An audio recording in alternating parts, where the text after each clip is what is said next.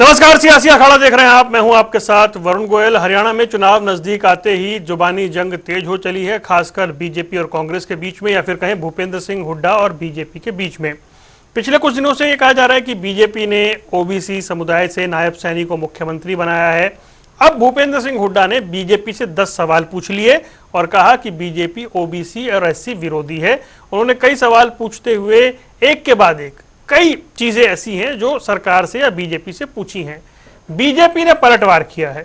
BJP ने कहा है कि हम पर ऐसा आरोप लगा रहे हैं, भूपेंद्र सिंह हुड्डा घोषित कर दें कि कोई पिछड़े वर्ग का मुख्यमंत्री बन जाएगा। अगर इतनी एक तरह का चैलेंज उन्होंने भूपेंद्र सिंह हुड्डा को दिया है।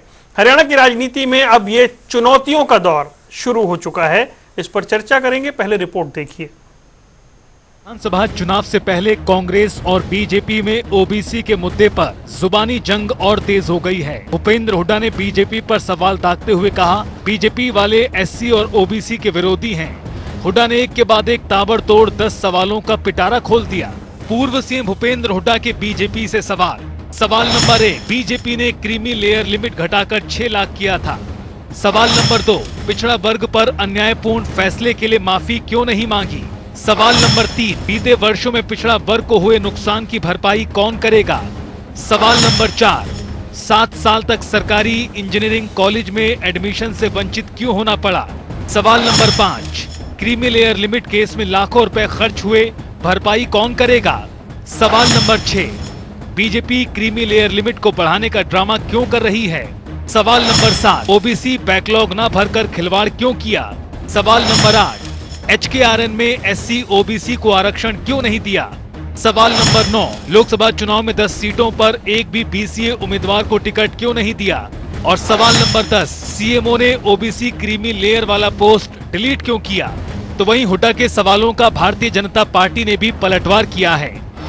हरियाणा बीजेपी ने सोशल मीडिया के जरिए भूपेंद्र हुड्डा को जवाब देते हुए लिखा, नॉट फाउंड सुटेबल कैंडिडेट बताकर पिछड़ों के आरक्षण और नौकरी का हक मारने वाले हुड्डा, जो पर्ची से अपने दबंगों और रिश्तेदारों को नौकरी 10 साल पहले बांटते रहे, वो भी अब पिछड़ों के हक की बात कर रहे हैं। हरियाणा में हमेशा पिछड़ों को माटी कला बोर्ड के चेयरमैन का झुंझुना पकड़ाने वाले हुड्डा उस भाजपा को उपदेश दे रहे हैं जिसने नायब सैनी के रूप में एक पिछड़ा वर्ग से सामान्य किसान के बेटे को मुख्यमंत्री बनाया है। बीजेपी से सवाल पूछने के बजाय अगर हिम्मत जुटा पाएं तो सिर्फ ये घोषणा ही कर दो कि मैं किसी पिछड़े वर्ग के व्यक्ति को मुख्यमंत्री के तौर पर पेश करता हूँ।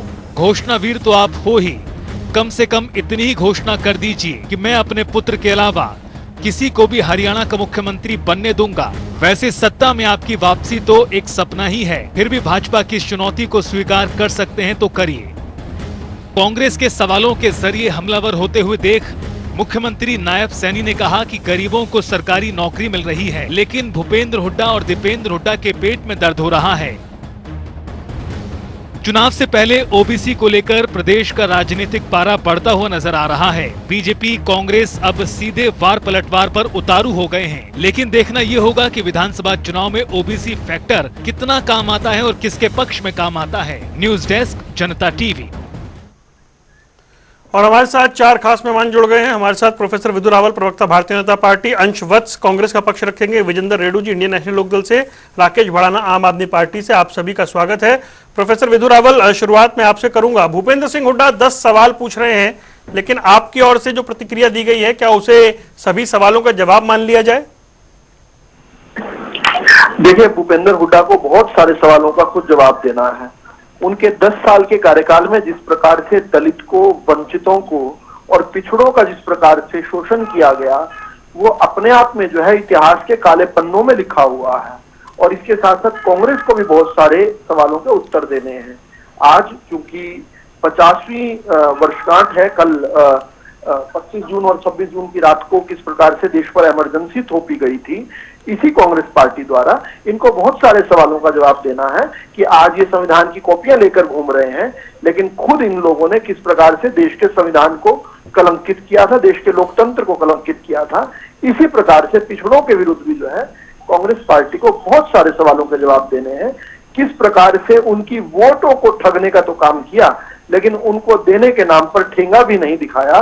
किस प्रकार से कांग्रेस पार्टी लगातार नौकरियों के अंदर भेदभाव करती थी, आज वो सवाल उठकर खड़े होकर पूछने लग गई।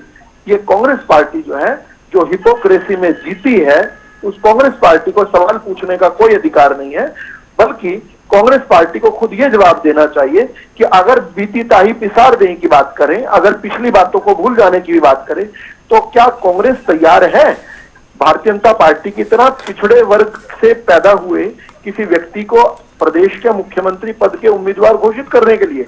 क्या वो घोषणा भी कर सकते हैं? ये हम जानते हैं कि देश की प्रदेश की जनता उनको पसंद नहीं करती, उनकी सरकार नहीं आने वाली, लेकिन अन्य घोषणाओं के साथ साथ क्या वो ये भी घोषणा कर सकते हैं कि अगर गलती से कांग्रेस की सरकार आ गई तो वो जो है पिछड़े वर्ग से किसी को अपने प्रदेश का मुख्यमंत्री बनाएंगे? ये बड़ा महत्वपूर्ण है। ये तब है जब ये जो सवाल सारे ये पूछ रहे हैं, ये तो ऐसा साउंड कर रहे हैं जैसे इनके समय जो है आरक्षण की प्रतिशत जो है 15 से बढ़कर 27 थी, जो भाजपा ने कम कर दी, जबकि है तो उल्टा। इनके समय भी 15% थी। इसकी पहल तो भारतीय जनता पार्टी ने की ना। भारतीय जनता पार्टी ने तो 27% तक आरक्षण लाया। भारतीय जनता पार्टी तो क्रीमी लेयर को किस प्रकार से जो है 6 लाख से बढ़ाकर 8 लाख तक का भारतीय जनता पार्टी ने तो किया। इन्होंने कुछ अपने समय किया होता तो उसके बारे में बात करते। आज सवाल पूछना, खोखले सवाल पूछना, और इन सवालों से हरियाणा की जनता तंग आ गई है। अब तो इनसे खटाखट 8500 रुपए लेने का समय आ गया है। इनको चाहिए कि इनको 8500 रुपए दें। ठीक है रावल साहब, मैं आता हूं आपके पास। आई कांटेक्ट होता तो ज्यादा बेहतर बात हो पाती है। चलिए कोशिश करेंगे, वरना मैं और काउंटर सवाल करता। अंश वत्स हमारे साथ जुड़े। अंश, बहुत बहुत स्वागत है आपका। आपने सुना अभी बीजेपी प्रवक्ता क्या कुछ कह रहे थे, और जो दूसरा बीजेपी ने चुनौती दी है कि अगर आप पिछड़े वर्ग के, ओबीसी वर्ग के इतने हिमायती हैं, तो वो चुनौती दे रहे हैं कि आप ऐलान कीजिए कि हाँ, हम भी कोई मुख्यमंत्री का उम्मीदवार बना देंगे। सबसे पहले आपके सभी दर्शकों को मेरा नमस्कार, पैनलिस्ट को मेरा नमस्कार। देखिए, ये जो आज एक बहुत ज्यादा उन्होंने एक सहानुभूति दिखानी शुरू कर दी है ओबीसी को लेकर, ये सिर्फ एक इनका कारण है कि किस प्रकार से इन्होंने जो महसूस किया है कि किस प्रकार से तमाम जो पिछड़ा वर्ग था, चाहे वो बात हरियाणा की हो या फिर देश के अन्य किसी कोने की, किस प्रकार से वो सारा पिछड़ा वर्ग बीजेपी के विरुद्ध इस बार उन्होंने वोट किया था। तो कहीं ना कहीं ये महसूस, थोड़ी सी आवाज बढ़ा दीजिए अंश की भाई। जी अंश बोलिए। तो कहीं ना कहीं तो ये कहीं ना कहीं महसूस कर रहे हैं कि जो पिछड़ा वर्ग कहीं ना कहीं से दूर होता जा रहा है, क्योंकि वो कहीं ना कहीं महसूस कर रहा है कि आज जो संविधान बचाने की जो लड़ाई है, उसमें कहीं ना कहीं जो रिजर्वेशन की चाहे बात हो, किस प्रकार से उनको उनका अधिकार मिलता है या फिर संवैधानिक अधिकार उनको मिलता है, तो कहीं ना कहीं भाजपा उसके विरुद्ध कार्य कर रही है। तो उसको लेकर उन्होंने अभी अपने जो विधानसभा में उन्होंने अपनी जो जमीर उसको खिंचते हुए देखा है, तो उसके बाद उन्होंने ये ऐलान करने शुरू कर दिए। आज ये जो बड़ी बड़ी बातें कर रहे हैं, मैं इनके भाजपा के प्रवक्ता से कुछ सवाल पूछना चाहता हूँ कि खट्टर जी ने क्यों जो क्रीमी लेयर थी उसकी अमाउंट को क्यों उन्होंने 8 लाख से घटाकर 6 लाख कर दिया था, इसका वो कुछ जवाब दे पाएंगे? जो ये हरियाणा कौशल रोजगार निगम जो है, इसमें क्यों उन्होंने कोई आरक्षण नहीं रखा है, इसका कोई जवाब दे पाएंगे? और ये जो बहुत ज्यादा ये दिखाने की उन्होंने बाकी जो बातें करी हैं, इन सब चीजों को भी मैं इनसे पूछना चाहता हूँ। और ये जो एक सवाल रख रहे हैं कि आप मुख्यमंत्री अगर किसी पिछड़ा वर्ग का बनाए, मैं आपको बताऊं, इतने सारे हमारे प्रदेश के मुख्यमंत्री जो रहे हैं, चाहे वो बात तो अभी हमारे कर्नाटक के मुख्यमंत्री हैं, वो भी पिछड़ा वर्ग चाहते हैं, तेलंगाना के मुख्यमंत्री हैं, वो भी पिछड़ा वर्ग चाहते हैं, जब हमारी छत्तीसगढ़ में सरकार थी वो भी पिछड़ा वर्ग के मुख्यमंत्री थे। तो हमने तो पिछड़े वर्ग के मुख्यमंत्री को हमने बोल रहे हैं, शुरुआत की। तेलंगाना के मुख्यमंत्री पिछड़ा वर्ग से आते हैं। एक रेवंत रेड्डी जो है, रेड्डी हिंदुस्तान नहीं दुनिया की सबसे ज्यादा अमीर कम्युनिटीज में से एक है। रेवंत रेड्डी को ये पिछड़ा वर्ग का बता रहे हैं। नहीं, सुनिए मेरी बात सुनिए। सिद्धारमैया कौन सी कम्युनिटी से आते हैं, नाम बताइए। वोकालिंगा, बोलिए। वोकालिगा नहीं है, और वोकालिगा ने कुर्बा कम्युनिटी है उनकी, और वो जो है वो उनको अभी ओबीसी में शामिल किया गया है। आपके पास गलत जानकारियां हैं। वोकालिगा नहीं है, हरियाणा पे आइए, हरियाणा पे आइए। नहीं सुनिए, एक सेकंड सुनिए मेरी बात। ना वो लिंगायत है ना वो वोकालिगा है, और लिंगायत और वोकालिगा की जो ओबीसी का आरक्षण है कांग्रेस पार्टी ने आकर छीना है। 4% दोनों का छीन कर मुसलमानों को दिया है 4%। हाँ नहीं, सुनिए कर रहे हैं, कम जानकारी के साथ आए हैं।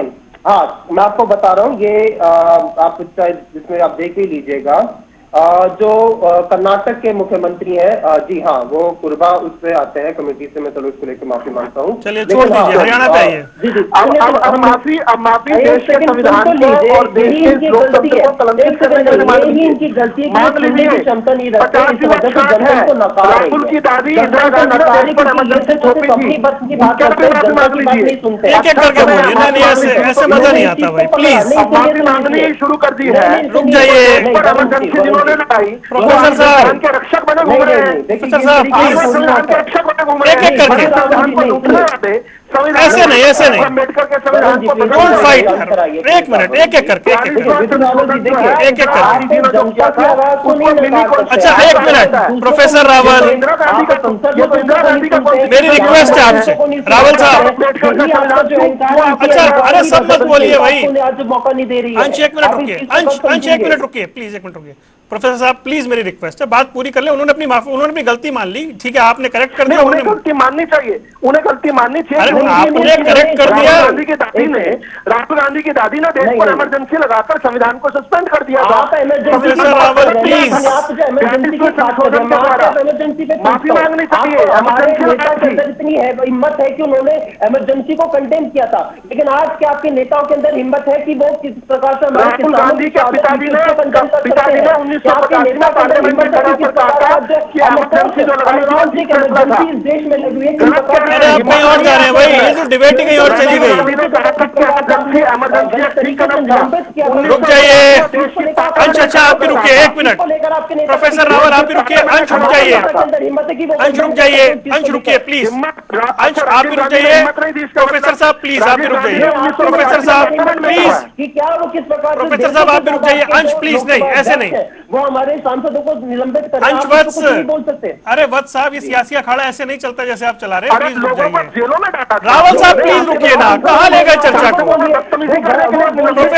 प्रोफेसर रावल 75 में नहीं जाना, 24 में रहिए प्लीज, रुक जाइए। क्यों नहीं जाना वरुण जी? अरे रुकिए ना रावल साहब, हमारी पिछली पीढ़ी के साथ भाई इन्होंने साहब, न्याय किया, क्यों नहीं जाना? ये विषय कुछ और है। मैं आपातकाल में चर्चा के लिए मना नहीं कर रहा हूँ, पर आज का विषय आपातकाल नहीं है।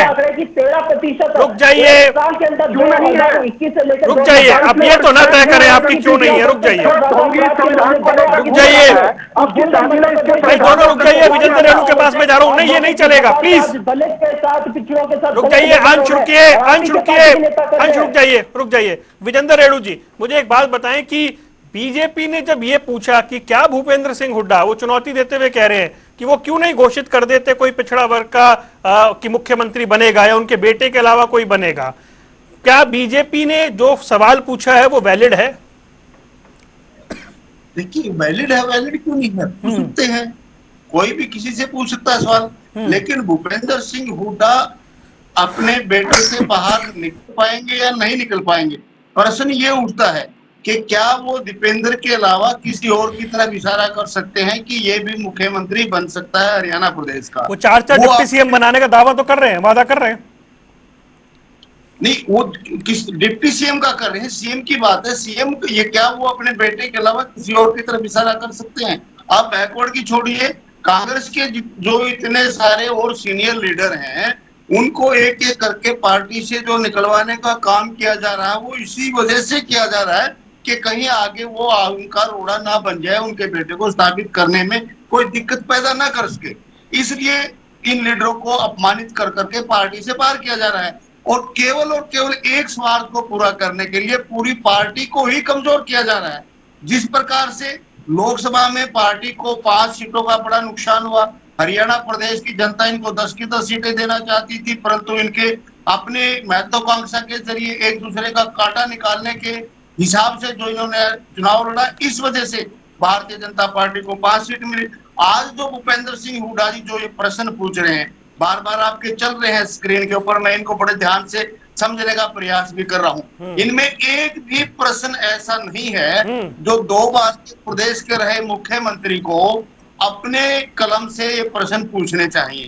अरे भाई जब तक लिमिट ही नहीं बढ़ी तो आरक्षण कैसे मिलेगा 7 साल पहले उनको? ऐसे एक भी मतलब हिसाब का एक भी प्रश्न इसमें नहीं है, केवल मात्र एक ये दिखाने के लिए कि हाँ मैंने जवाब पूछ लिया भाई। अरे भाई जवाब पूछ लिया, अगर आपने जवाब पूछना था माननीय कांग्रेस की सरकार ने एक कानून बनाया था ओबीसी का, जिसमें 5 जातियों को शामिल किया गया था, और वो रद्द हुआ फिर 2014 में। तो उसके बारे में तो इन्होंने कोई सवाल नहीं पूछा, जो इनके द्वारा ही बनाया गया कानून था, जिसके लिए हरियाणा प्रदेश के 32 नौजवानों को गोली खानी पड़ी थी। वो तो प्रश्न तो पूछना बनता है, वो प्रश्न पूछा नहीं। वो इधर से पूछ रहे हैं एचआर के में रिजर्वेशन क्यों नहीं दिया, इंजीनियरिंग में जो 7 साल एडमिशन नहीं हुए तो उनका क्या होगा, केस के ऊपर जो खर्चा है उसका कौन भरपाई करेगा। ये क्या क्वेश्चन है? ये क्वेश्चन नहीं है कोई, ये तो बस एक तरह से प्रेस में बने रहने के लिए, खबर देने के लिए कि मैंने खबर दी। मेरा मानना है कि सिर्फ इससे फालतू कुछ नहीं है। ये जो करना चाहिए था वो कर नहीं रहे हैं। सर के ऊपर लोकसभा राज्यसभा का इलेक्शन खड़ा है, उससे वो भाग रहे हैं। थाली में डाल करके भारतीय जनता पार्टी को देने का काम करें, उसके लिए कह रहे हैं कि छोटी पार्टियां आगे आए, आगे आकर के हम उनके साथ लगेंगे। वहां हमारे साथ लगने की बात करते हैं, उधर अपने लड़के को स्थापित करने के लिए केवल मात्र इधर उधर के बेवजह के प्रश्नों की एक लिस्ट बना करके टीवी पर डालने का काम करते हैं। इन प्रश्नों का कोई मतलब नहीं है, कोई आधार नहीं है, ये तो व्यर्थ के प्रश्न है। एक बिल्कुल अननोन आदमी, अनभिज्ञ आदमी जो राजनीति से संबंध नहीं रखता, वो भी इस तरह के छोटे प्रश्न नहीं पूछेगा। क्या तुक है? एक भी प्रश्न का कोई तुक हो तो मुझे बताइए। आप तो हमसे ज्यादा समझते हैं। नहीं, अरे आप जब भाई आप बुद्धिजीवी प्रकोष्ठ में रहे, आप बेहतर समझते हैं। रेणु जी कैसी बात कर रहे हैं आप? ठीक है, मुझे नहीं लगा इसमें एक भी प्रश्न पूछने वाला, मैंने 10 के 10 समझने का प्रयास किया। कोई प्रश्न नहीं पूछे इसमें पूछने वाला बनता है। हाँ, इसमें पूछने वाला बनता है। प्रश्न अगर पूछना था तो ये पूछना था कि भाई आपने ओबीसी को आरक्षण दे दिया, चलो अच्छी बात है, लेकिन जो आरक्षण मैंने लागू किया था 5 जातियों का, जो आपने रद्द करवाया हाई कोर्ट में पैरवी न करके, उसके ऊपर भी क्या विचार करोगे? क्या जो अन्य जातियां हैं जिनमें उनमें भी गरीब बहुत है, क्या उनके लिए भी कोई प्रावधान सरकार लेकर के आएगी? इस तरह का प्रश्न पूछते तो हम भी शायद कहते कि हाँ अच्छा प्रश्न पूछने का काम। राकेश भड़ाना, भूपेंद्र सिंह हुड्डा ने चर्चा में बने रहने के लिए कुछ सवाल पूछे हैं। रेणु जी कह रहे हैं प्रश्नों का कोई मतलब ही नहीं बनता है। देखिए वरुण भाई, मैं कोई मतलब कहना चाहता हूँ कि भारतीय जनता पार्टी बड़ी बड़ी बातें कर रहे हैं।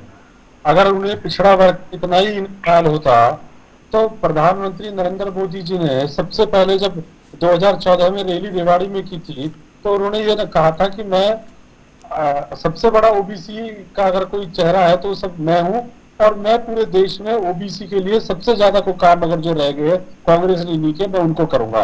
दूसरी बात, मैं इनसे एक बात कहना चाहता हूँ, जब हरियाणा के मैनिफेस्टो में इन्होंने लिखा था कि जो हरियाणा में ओबीसी ए और बी में आते हैं, इन दोनों ए और बी को हटा के हम जनरल दोनों को एक करते हैं, क्योंकि एबीसी ओबीसी बी में 72 जातियां आती है और बाकी में ओबीसी ए में 8 आती हैं। तो ये सब कुछ करने की बजाय इन्होंने आज 9.5 साल में, जो पहले इन्होंने जब 2014 में जो चुनाव हुए थे तो इन्होंने फरीदाबाद से कृष्ण पाल गुर्जर जी का नाम आगे किया कि हम ओबीसी में इनको मुख्यमंत्री बनाएंगे, और गुड़गांव में इन्होंने राम जी का नाम आगे किया कि इनको मुख्यमंत्री बनाएंगे, और बना दिया इन्होंने जनरल किसी को मुख्यमंत्री। चलो वो इनका अपना फैसला हम उस वक्त नहीं जानते, परंतु वरुण जी क्या आप टोकेंगे नहीं इनको? एक मिनट राहुल साहब प्लीज, एक मिनट राकेश जी कि कहीं ये भी घोषणा हुई थी कि पंजाब में हम दलित समुदाय से डिप्टी सीएम बना देंगे, इस तरह की बातें भी हुई थी, याद है आपको या नहीं? सीएम बनाएंगे, सीएम बनाएंगे। अगर आम आदमी पार्टी की सरकार बनेगी तो दलित को सीएम बनाएंगे। ये जवाब दे 2017 में जवाब दे कि 10 साल के कार्यकाल में नरेंद्र मोदी ने ओबीसी के लिए क्या किया, हरियाणा को ओबीसी के लिए इन्होंने क्या कर दिया, ओबीसी और भी खत्म कर दी क्या? आपका हरियाणा में आ जाता रुक जाइए, ठीक है कांग्रेस। रावल साहब आप ही के पास आ रहा हूँ, जवाब दीजिएगा, रुकिए एक मिनट जी। दूसरी बात एक बात और कहना चाहता हूँ कि आज बीजेपी हो या कांग्रेस हो, आज ओबीसी की बात कर रहे हैं, कोई जरूरत की बात कर रहे हैं, कोई अपने बेटे को मुख्यमंत्री बनाने की बात कर रहे हैं। मैं इनसे ये पूछना चाहता हूँ कि आज विकास की बात क्यों नहीं बीजेपी वाले कर रहे हैं? इनसे ये पूछो कि हरियाणा में नौकरी आपने कितनी की है? बेटे को मुख्यमंत्री बनाने की बात कौन कर रहा है? क्या करे? बेटे को मुख्यमंत्री बनाने की बात कौन कर रहा है? अभी बताया तो है, सब तो कर रहे हैं। अभी रेणु जी ने बताया था कौन कर रहा है कौन नहीं कर रहा है। आप नाम भी नहीं ले पा रहे हैं, कमाल हो गई। इसको निपटा रहा है ये सब। राकेश जी आप नाम तक नहीं ले पा रहे हैं, आपने चुनाव में जाना है। मैं तो कह रहा हूँ कि मैं एक बात कह रहा हूँ, मैं बीजेपी कांग्रेस पे भी आ रहा हूँ, जो लोग इस तरह की बातें कर रहे हैं, जिन्हें आप बीजेपी का गुड्डा कहते थे, आज आप उनका नाम भी नहीं ले पा रहे हैं। क्योंकि जो लोग बात कर रहे हैं, अभी हमारा मुकाबला कांग्रेस हमारे मुकाबले में नहीं, हमारा मुकाबला भारतीय जनता पार्टी ठीक में है। हम भारतीय जनता पार्टी की बात कर रहे हैं। ठीक मैं है। एक बात और कहना चाहता हूँ भाई, आगे एक मिनट, आ गया, बस आ गया। एक सेकंड और बात करना चाहता हूँ कि आज हरियाणा में आम आदमी पार्टी के जो हमारे नेता है और कार्यकर्ता है, वो एक बात कर रहे हैं हरियाणा में कि हम समान विकास करेंगे, समान नौकरियां ठीक देंगे। है। तो पंजाब में हमने मॉडल लागू किया, वो हरियाणा में ठीक है, करेंगे। प्रोफेसर विधु रावल बोलेंगे, उसके बाद मैं आता हूं अंश के पास। जी रावल साहब। नहीं एक सेकंड वरुण जी, उन्होंने मेरा पूरा समय उन्होंने खाया। अरे नहीं भैया, सबको टाइम दूंगा। अरे अंश, आप पहली बार जुड़े मेरे साथ, आप रुकिए, मैं आपको पूरा टाइम दूंगा। नहीं मैं वो हाँ, नहीं, मैं वो चीज हाँ, आप ट्रस्ट, आप मुझ पे भरोसा रखिए, मैं टाइम दूंगा। प्रोफेसर रावल, अगर मेरी बारी आएगी अरे तो माइक नहीं उठा, रुकिए। हाँ जी प्रोफेसर रावल। हाँ, देखिए, दादाजी जिनके कब्र में हैं, वो खुद को दत्तात्रेय गोत्र के ब्राह्मण बताते हैं। किस प्रकार से इस देश को वरुण जी ये गलत बात है, वरुण जी ये गलत बिल्कुल बात है। सच बात है। ये ठीक है, बीच में मत ये करना जो सवाल है क्रीमी लेयर घटाने वाला भूपेंद्र सिंह हुड्डा का, इस पर आइए ना आप।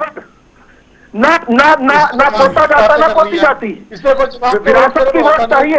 आज तक कोई इनकी कब्र पर नहीं गया। भूपेंद्र सिंह हुड्डा ने क्रीमी लेयर पर सवाल पूछा है प्रोफेसर रावल। बिल्कुल मैं इस पर आ रहा हूँ, मैं हिपोक्रेसी बता रहा हूँ, मैं उदाहरणार्थ बता रहा हूँ। ये तो सच बात है ना, फिरोज खान तो कब्र में दफन है ना, तो राहुल गांधी मुझे आप एक चीज बताइए। नहीं आप विषय पे आइए प्लीज। नहीं भाई, मैं विषय पर आऊंगा, लेकिन मेरे को हिपोक्रेसी जरूर उजागर करनी पड़ेगी। जिन्होंने इस देश के अंदर आप जो बड़ा आप जो बड़ा एक दिखाने की कोशिश कर रहे हैं कि आप रुकिए, एक मिनट। ने कहा कि भूपेंद्र सिंह हुड्डा ने सवाल पूछा कि बीजेपी ने लोकसभा चुनाव में एक भी बीसी उम्मीदवार नहीं उतारा। भूपेंद्र सिंह हुड्डा ने सवाल पूछा कि आपने क्रीमी लेयर चीज आप ही ने उसे 6 लाख किया था। जो सवाल पूछ रहे हैं उसका जवाब दीजिए ना। देखिए, भूपेंद्र सिंह हुड्डा जी ने यह नहीं बताया कि देश के अंदर सबसे पहले ओबीसी प्रधानमंत्री किन्होंने दिए। भूपेंद्र सिंह हुड्डा ये बताने से चूक गए कि जिस भारतीय जनता पार्टी के प्रदेश के अंदर मुख्यमंत्री भी एक गरीब परिवार में पैदा हुए ओबीसी समाज के व्यक्ति हैं, जिस भाजपा द्वारा दिए गए प्रधानमंत्री जो हैं वो भी ओबीसी समाज में पैदा हुए नरेंद्र मोदी हैं, वो इस प्रकार से ऐसी उलझुल बातें कहते हैं। मध्य प्रदेश के मुख्यमंत्री भी है पीछे।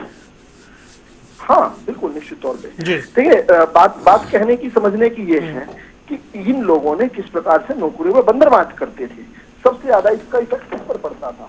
पिछड़े वर्ग पर पड़ता था। पिछड़े वर्ग का हक जो है छीन लिया इन लोगों ने। किस प्रकार से पर्ची और खर्ची सिस्टम इन्होंने चलाया हुआ था, और फिर इनको किसने रोका था? मंडल कमीशन के बारे में राजीव गांधी जी ने क्या कहा है, पढ़कर सुनाए। मंडल कमीशन के बारे में वो कहते हैं कि इसको आपने क्यों मंडल कमीशन का आपने सपोर्ट विड्रॉ कर लिया था बीपी सिंह की सरकार से? इसका जवाब दीजिए, आपने मंडल कमीशन का क्यों सपोर्ट विड्रॉ किया था? अगर आप अपने समय बोलना चाहते हैं और मेरे बीच में भी बोलेंगे तो फिर मैं भी आपके बीच में उसी तरीके से बोलूंगा। रावल साहब कंप्लीट करिए। देखिए, मंडल कमीशन ने रिकमेंड किया था 27% आरक्षण जो है वो ओबीसी को दिया जाएगा, लेकिन मंडल कमीशन के बारे में स्वर्गीय राजीव गांधी जी, राहुल गांधी जी के पिताजी, वो कहते थे कि it is waste on the paper, it is printed on, यानी जिस पेपर पर यह प्रिंट हुआ है वो भी पेपर की भी वेस्टेज बताते हैं। काका केलकर कमीशन के बारे में उनकी राहुल गांधी जी की दादी जी क्या कहती हैं, वो भी बड़ी आवश्यक है जानना। काका केलकर कमेटी जो है, जो कहती थी देश के अंदर ओबीसीज को, देश के अंदर पिछड़ी जातियां हैं जो ना दलित है ना स्वर्ण है, उनके बारे में भी काम होना चाहिए, उनको मुख्य धारा से जोड़ना चाहिए। वो क्या कहती थी इनकी दादी जी, राहुल जी की दादी जी जिन्होंने 50 साल पहले इस देश पर इमरजेंसी लगाई थी, वही दादी जी काका केलकर रिपोर्ट के बारे में कहती थी कि इसको फाड़कर डस्टबिन में फेंक देना चाहिए। ये अपमान करते रहिए। और आज तक देश के प्रधानमंत्री जी को कांग्रेचुलेट नहीं कर पाए राहुल गांधी। क्यों नहीं कर पाए? शायद इसलिए क्योंकि वो ओबीसी समाज से आते हैं। प्रदेश के मुख्यमंत्री जी के बारे में उनको अग्निवीर मुख्यमंत्री बोलते हैं। ये क्यों बोलते हैं? क्योंकि शायद वो गरीब परिवार से पैदा हुए हैं। ये अपने लिए जो सम्मान चाहते हैं वो दूसरों को सम्मान नहीं दे सकते। अभी इन्होंने जो आज तो रावल साहब, क्या भूपेंद्र सिंह हुड्डा का क्वेश्चन वैलिड नहीं है? वरुण जी, एक सेकंड, एब्सोल्युटली इनवैलिड है, एब्सोल्युटली इनवैलिड है। इसलिए इनवैलिड है क्योंकि उनको राज करने का, उनको शासन करने, एक बार मुझे पूरा करने दीजिए प्लीज। उनको अवसर मिला था, वो 9.25 साल तक दुर्भाग्यपूर्ण तरीके से हरियाणा के मुख्यमंत्री बने थे, लेकिन उन्होंने अपने कार्यकाल में पीपल आर जज for what they do in power and not what they rent in opposition.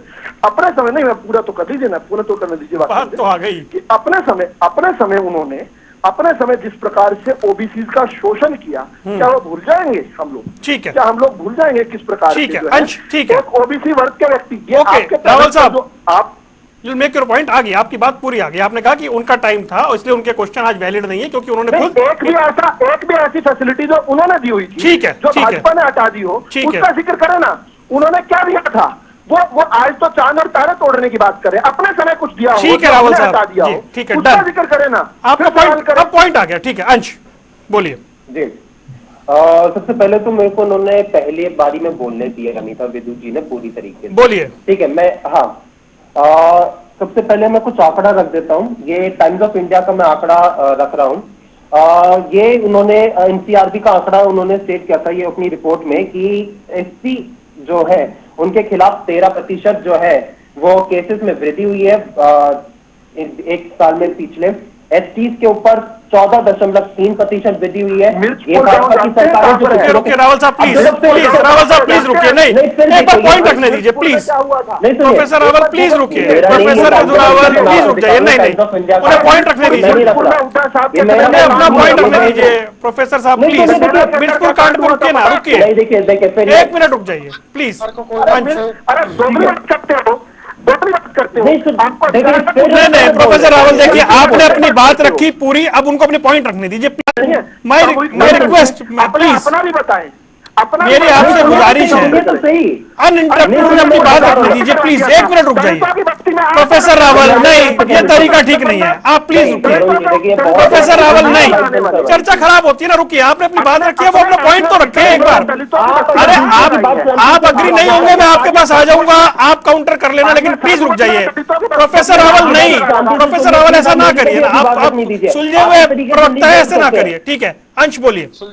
ये तो बड़ा ओबीसी पीएम को लेकर बात कर रहे हैं। मैं एक चीज कहना चाहता हूँ, इस देश के प्रधानमंत्री थे ना जिन्होंने बयान दिया था कि इस देश में से 3 जाति हैं, गरीब और ऐसे करके उन्होंने जो अपनी जाति रखी थी कि आर्थिक आधार पर होनी चाहिए जाति, तो ये क्यों अपने आप को बार बार ओबीसी कहने लग गए? क्योंकि ये इस वजह से हो रहा है क्योंकि इस देश में कांग्रेस पार्टी ने जाति जनगणना का मुद्दा उठाया, इस देश में ओबीसी को और पिछड़ों को उनका अधिकार देने की बात की है, इस वजह से आज इनको एक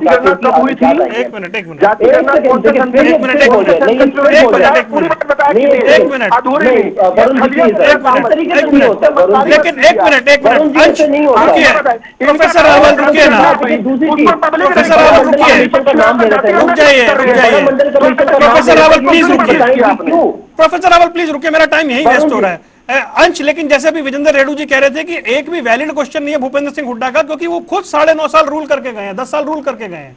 जी हाँ, मैं एक सेकंड मैं सबसे पहली बात तो मैंने ये बड़ा मंडल कमीशन की बात कर रहे थे, मैं एक सवाल इनसे पूछना चाहता हूँ, क्यों इनकी सरकार जो थी जिन्होंने बीपी सिंह की सरकार को समर्थन दिया था, उन्होंने कश्मीरी पंडित का इश्यू है उस पर समर्थन विड्रॉ नहीं किया, इन्होंने समर्थन विड्रॉ किया था मंडल कमीशन को लेकर। तो आज गिरफ्तारी पर, ठीक है, समर्थन वापस हुआ था लालकृष्ण आडवाणी की गिरफ्तारी पर, राम मंदिर के मुद्दे पर गिरफ्तारी पर विड्रॉ हुआ था। ऐसे नहीं ना, ऐसे मत करिए भाई, राम रथ यात्रा, राम मंदिर, लालकृष्ण आडवाणी की गिरफ्तारी बिहार में लालू प्रसाद यादव ने की थी, इसलिए वो जो समर्थन था वो विड्रॉ हुआ था, ये पॉइंट है। लालकृष्ण आडवाणी की गिरफ्तारी पर समर्थन वापस लिया था। और एक और ये जो बड़ा बात कर रहे हैं, नहीं सुनिए, ये जो बड़ा बात कर रहे हैं, एक मिनट आप मेरे सवाल का जवाब दीजिए जो विजेंद्र रेड्डी जी ने पूछा कि 10 साल में ये सारी चीजें आपने अपने टाइम में नहीं सॉर्ट आउट की, वो रेड्डी जी कह रहे हैं। हाँ, मैं इसका जवाब देता हूँ। देखिए कि ये जो कह रहे हैं कि ये सारे जो हुड्डा जी ने सवाल रखे हैं कि वैलिड नहीं है, कि आपके ही पहले जो सरकार के में मुख्यमंत्री रहे हैं, पहले वो 8 लाख से घटा के 6 लाख कर देते हैं, अब उसको फिर बढ़ाकर 8 लाख किया जा रहा है, तो क्या ये वैलिड क्वेश्चन नहीं है कि आपके ही पहले सरकार के लोग ही पहले तो घटाते बढ़ाते हैं? तो 8 लाख था, वो बता रहे 8 लाख था, उनके टाइम में 8 लाख था, आपकी में 6 और वापस आपने 8 कर दिया, ये ऐसा कह रहे हैं। रुकिए, और दूसरी बात ये, हम जो ये कह रहे, उन्होंने एक और सवाल रखा था कि ये जो हरियाणा कौशल जो रोजगार निगम जो रिजर्वेशन का जो इनका ये योजना है, उसमें जो इन्होंने ये आरक्षण नहीं दिया है, तो ये इस तरह के सवाल को क्या वैलिड नहीं है?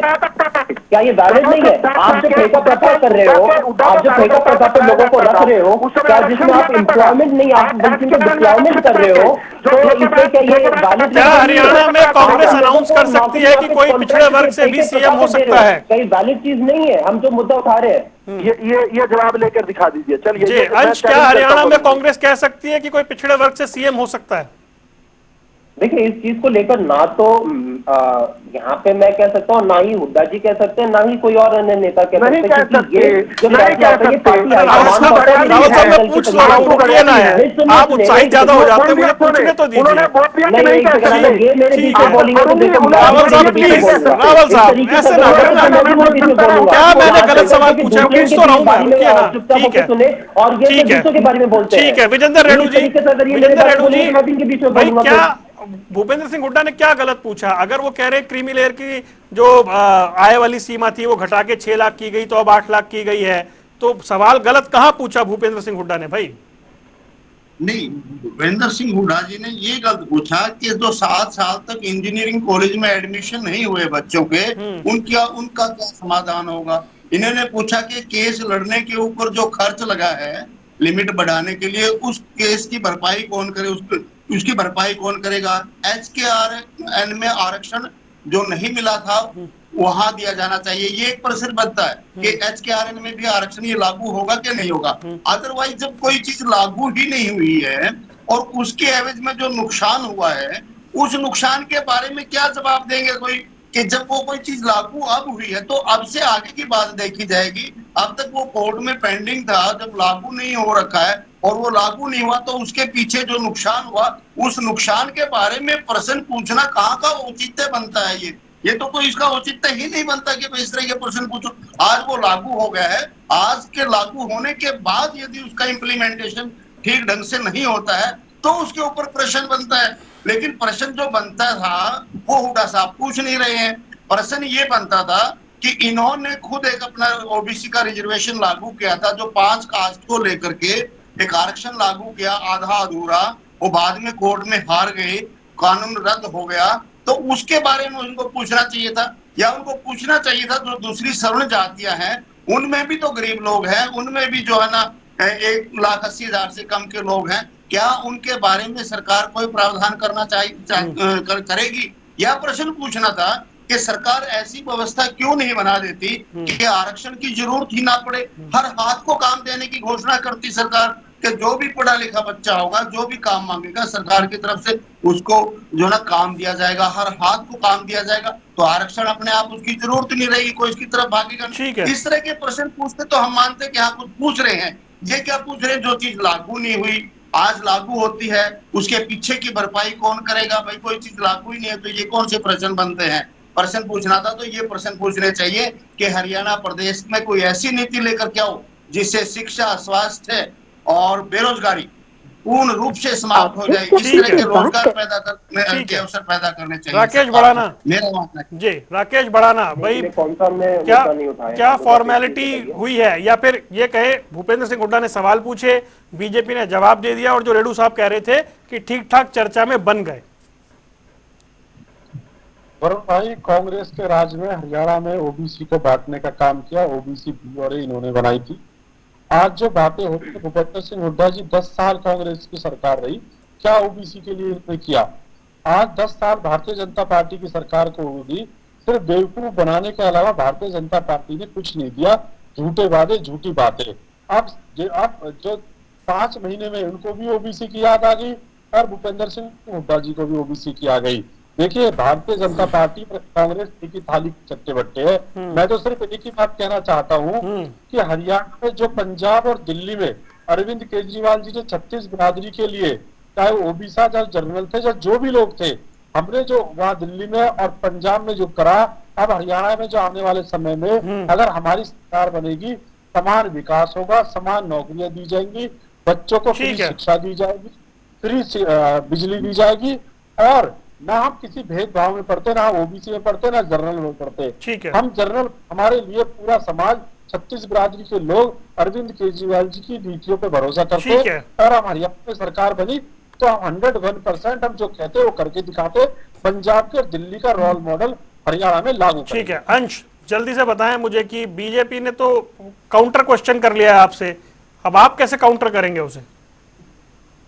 नहीं, एक सेकेंड जी। बीजेपी ने कहा कि नॉट फाउंड सुटेबल कैंडिडेट कहकर आप लोगों ने उस वक्त दूसरों की नौकरियां जो थी वो उनका हक मारा। अच्छा, ये नौकरियों को लेकर अगर बात हो रही है, चलो नौकरी पे ही बात कर लेते हैं। नहीं, क्विक मुझे वाइंड अप करना है जल्दी जी से। जी, हाँ, मैं जल्दी बात करता हूँ। ये जो नौकरियों को लेकर बात कर रहे हैं तो नौकरी पे ही बात कर लेते हैं। हरियाणा कौशल रोजगार निगम लेकर ठेके पता पर नौकरी किसको दी जा रही है? युवाओं को। इस देश हरियाणा के युवाओं को नौकरी पे आप दे रहे हो ठेके पे, तो क्या वो इस देश हरियाणा के युवाओं के साथ धोखाधड़ी नहीं है? आप 2 लाख सरकारी पद खाली रख रहे हैं, क्या वो धोखाधड़ी नहीं है? 40 से ज्यादा पेपर लीक कर रहे हैं, क्या वो धोखाधड़ी नहीं है? और हम ये जो क्रीमी लेकर जो बात है उसको 10 लाख बढ़ाने की बात कर रहे हैं, तो ये कांग्रेस की सरकार, कांग्रेस पार्टी है जो कि ओबीसी को बढ़ाने की बात करती है। हम जाति जनगणना की बात करते हैं, जिससे हम ये बात करते हैं कि ओबीसी को उनका अधिकार देने की हम बात करेंगे। जाति जनगणना 10 साल आप सेंटर में और हरियाणा में रहे, क्यों नहीं ले आए आप? तब आप बाहर हो गए तब आपको याद आई? नहीं, तो एक सेकेंड, हमने इस चीज को लेकर, हमारे नेता ने इस चीज को कहा था कि ये कहीं ना कहीं हमारी गलती थी कि हमें तब लेकर आना चाहिए था। ठीक है, लेकिन इस चीज को हमारे नेता ने स्वीकारा। लेकिन आज सवाल ये कि क्या भाजपा अपनी गलती को स्वीकार करने के लिए तैयार है? और ये जो बात आज है कि किस प्रकार से आज पिछड़ों के साथ आज इतना दुर्व्यवहार आज भाजपा की सरकार में हो रहा है, किस प्रकार से उनके खिलाफ हो रहे हैं, अपराध हो रहे हैं, उसमें क्या भाजपा ने कभी कोई संज्ञान लिया? कभी कोई उन्होंने एक उनके लिए कानून बनाने की बात की? आपके समय में मिर्चपुर अग्निकांड हुआ था, पूरा देश जानता है उसे। नहीं, आज मैं आपको बताता हूँ। देखो, आप ये जो गिना रहे हो, मैं आपको इतने सारे आज गिना देता हूँ। क्वेश्चन पूछ रहा हूँ। नहीं, सुनो, नहीं, मैं आपको बताता हूँ ना। मध्य प्रदेश में जब चुनाव आया था, किस प्रकार से इन्हीं के ही कार्यकर्ता जो थे, किस प्रकार से पिछड़ों के ऊपर पेशाब करते हुए पकड़े गए थे। क्या इसको लेकर कोई कंडेम करने को तैयार है? इस प्रकार से तमाम अभी जब चुनाव हुए थे, ये लोकसभा के चुनाव, उसमें किस प्रकार से इन्हीं के नेता ने जो था उनको किस प्रकार से उनके साथ दुर्व्यवहार किया था, क्या इस चीज को लेकर कंडेम करने को तैयार है? आज इस चीज को सवाल है कि भाजपा के नेता क्या इस चीज को लेकर कंडेम करेंगे?